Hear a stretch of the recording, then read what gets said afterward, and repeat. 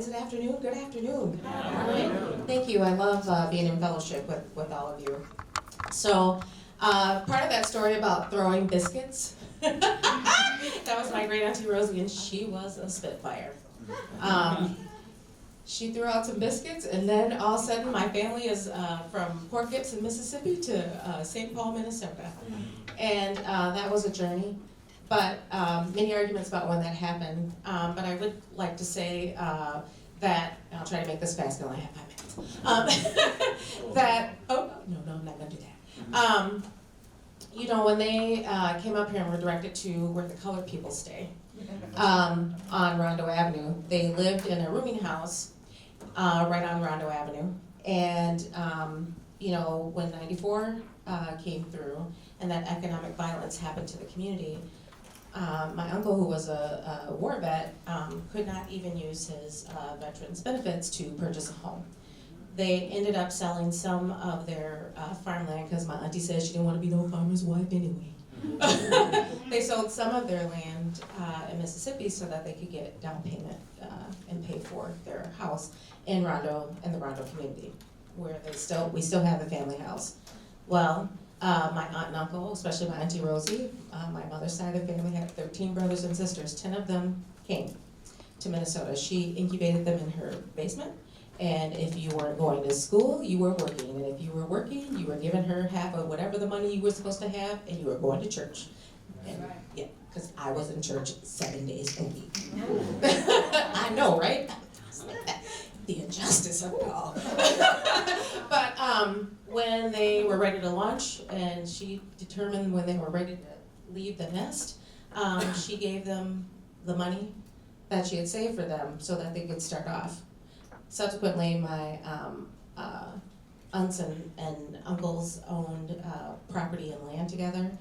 My aunt and uncle, they all had some kind of commerce, because when all that economic violence happened to the Rondo community, over 300 businesses, over 1,000 homes taken, it was this complete own, interdependent commerce. There were doctors, lawyers, attorneys, grocery stores, civic clubs, all the things. Some of that stuff still happened. It just didn't happen always formally. So my uncle worked full-time, but he also did taxes. So, you know, collectively they owned about 40 properties in the community and really provided homes. No one had to worry about a home. My aunt and uncle had like a full-fledged beauty salon in their basement. And if any of you have ever been tortured by a hot comb, that's why this hair is curly right now, because we're not straightening it out. But many Saturdays sitting with the rest of the cousins. I grew up in the Rondo community. I was a community baby.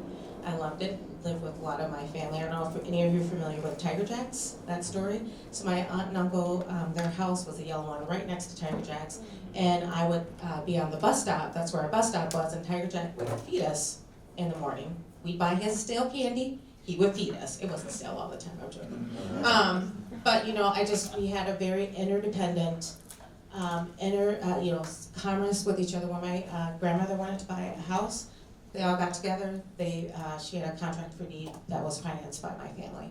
So I graduated from St. Paul Central, grew up in the streets of Rondo as much as I could, because I also lived in a community that I could not do anything because everybody knew who Kiki was.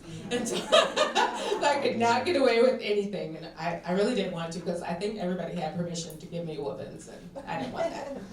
So, but that shared commerce, that shared village, is how I grew up, and why I'm so proud to be doing the work of Rondo Community Land Trust today.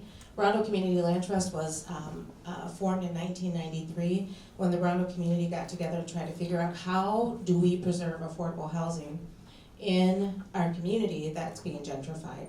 And the Community Land Trust model was looked at, and you know, they became the first community land trust in the state of Minnesota. Subsequently, there are 12 community land trusts in the state of Minnesota.